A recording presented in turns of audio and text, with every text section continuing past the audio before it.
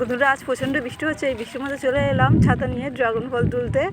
তো ড্রাগন ফলটা পুরোপুরি পেকে গেছে, এবার তুলবে। সঙ্গে একটা ছুরিও এনেছি, ছুরি দিয়ে প্রথমে কাটিয়ে আস্তে আস্তে ধীরে ধীরে। তবে হ্যাঁ, ছুরি দিয়ে ভালো কাটা যাচ্ছে না, কাশগুলো পুরো হেলছে। মনে হচ্ছে এটা হাতে মুচকে তুলতে হবে। দেখি, এবার হাত দিয়ে পেকে পেকে তুলি।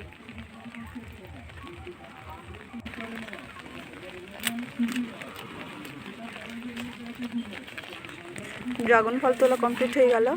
খুব ভারীও হয়েছে, বেশ বড় সাইজের। তো এবার কেটে খাওয়া দেখার পালা, কেমন খেতে। আমি আজও পর্যন্ত ড্রাগন ফল খাইনি, দেখেছি অনেক কিন্তু খাইনি।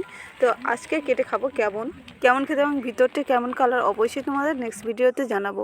তার জন্য অবশ্যই চ্যানেলটিকে সাবস্ক্রাইব করে রাখবেন এবং লাইক করবেন।